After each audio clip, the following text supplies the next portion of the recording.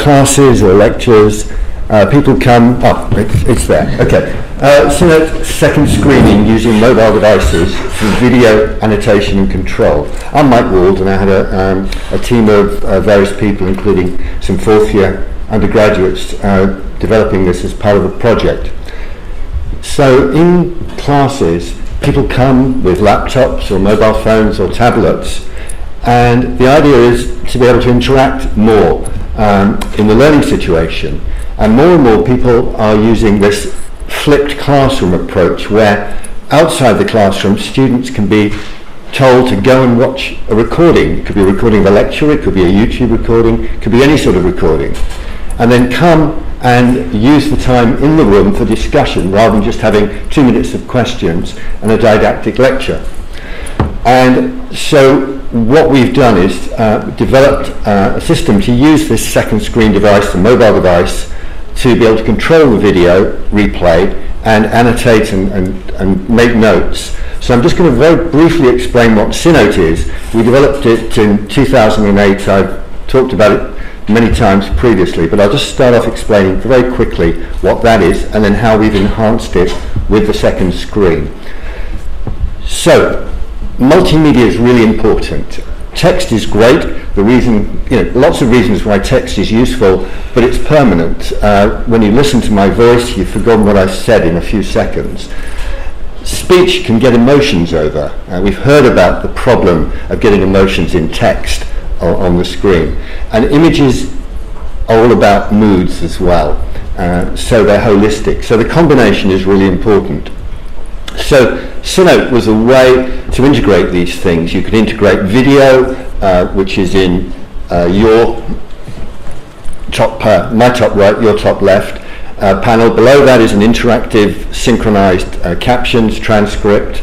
By the side of that you can have images, and the top left panel for you can be notes, it can be an index, it could be captions with images and emotions and whatever, but they're all integrated together. And selecting a text or note, the video will jump. If you move the video, the captions and everything else will jump. So they're integrated together. And the way it works is it can integrate anything as long as the video is available publicly. It's not behind a hidden login. It can integrate videos from video cameras, Twitter, text. The whole idea is you just synchronize them up together.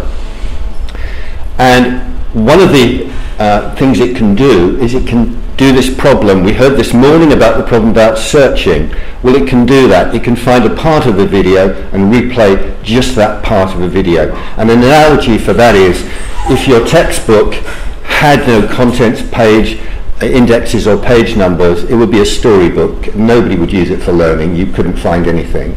And that's how videos are used at the moment. Synnote was developed in 2008. It's freely available on the web, and it can do this. Now, when the web came out, people had ways of bookmarking web pages, but even now on YouTube, you can't search and find a part of a video. But you can with Synnote. If you search in the search box, it'll find the bit of the transcript or your note where that term was used. It can use manual captioning. It uses speech recognition for captioning as well. And the way it works is basically you can think of it as a timeline, and it synchronizes in timing points the audio, video, the captions, any images, any tags, bookmarks, notes you use. And on this diagram you can see on your left, my right, are the things it synchronizes: text, captions, images, notes, bookmarks, tags and links. And the other side are the pedagogical, the educational things that it can help you do: collaborate, reflect, search, organize, reason, summarize. And so a text note has a start time and an end time if you want one, and you can put tags in, and it has an ID that you can use to jump to. And you can print it out. You can print out the transcripts, the timings, the notes, the images, everything. And you can use Twitter to take live notes. So if you're in the classroom and you're taking notes, you can take very short notes because you don't need to take long notes because you've got the transcript synchronized. So you can just take very short notes and it will synchronize the tweets back in with the timings. So that was fine. That meant, you can record lectures, student can take notes, but that means if you've actually got a recording, why not tell the students to listen to the recording before they come into class? And they can take notes. And so the idea is when they come in, how can you best use the time? How can you use it interactively? You can replay the video, but if they say, oh, can you go to the bit at the beginning, 2 minutes in, well, that's going to be very difficult to do. So the requirements was to promote real-time interactive collaborative working and to be able to review previous notes, annotations that they've added, to be able to make new annotations in real time when the video is replayed, to be able to allow mobile devices the students have to control the video, to move it to points, and to highlight fragment areas on the video to say, look, this is the bit I'm talking about, and to allow the teacher or presenter to allow students to control the video or remove that ability if they don't want them to be changing it around.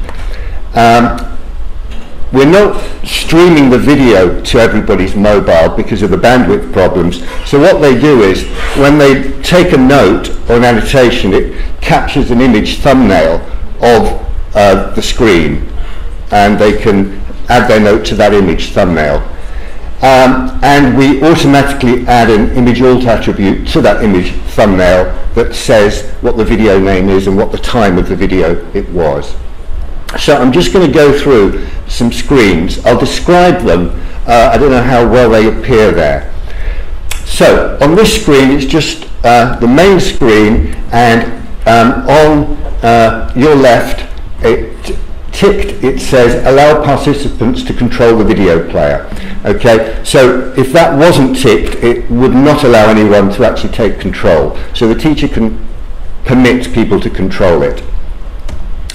What you can see here is that a tablet that's now in front of the screen. So there are two things there. There's the main screen and a tablet being shown that a student has now can join the session, and there's a session information, and the blue button says create session.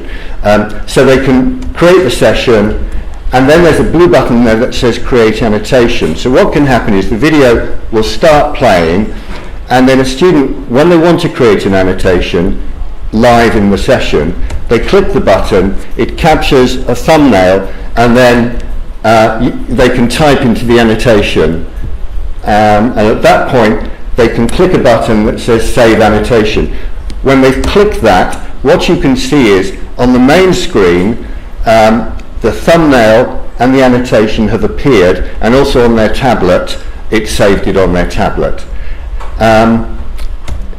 Also, what this has done is zoomed in, and it's shown there's a little yellow line on the scrubber bar, the slider bar of the video, that shows where annotations have been made. And if you highlight that, it comes up with trees are where animals live, which was the title of the annotation there. So you can actually move along and see what they are.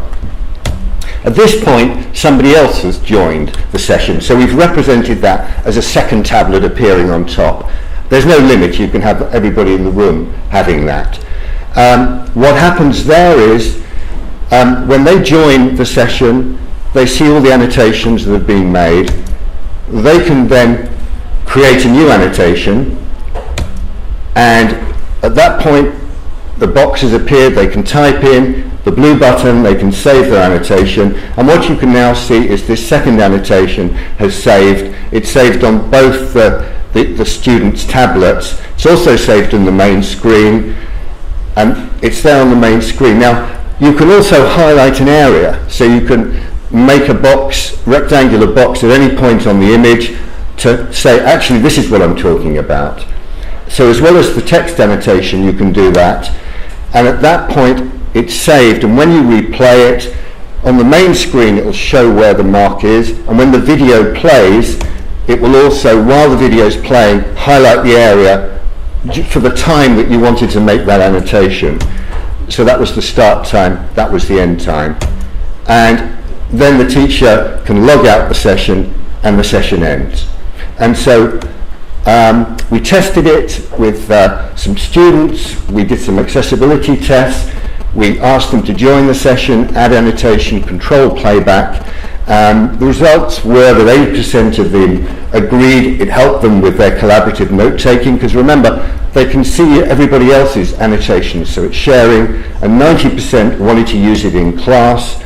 And so the conclusion was that the students welcomed the use of it in classrooms to help improve accessibility, engagement and learning, and the future work is just tidying up some of these things and doing some proper classroom trials rather than just with a very small group in an experiment. Okay, thank you very much.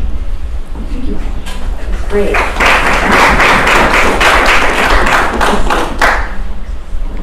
Okay.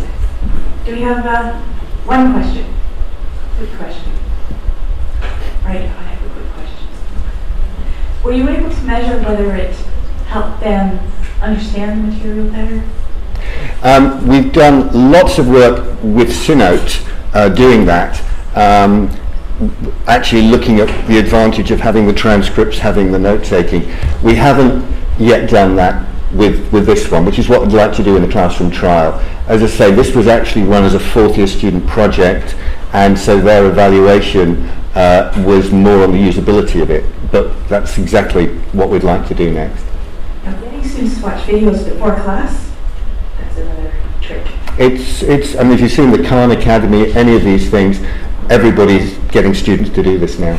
Yeah, but yeah. Okay, thank you very much.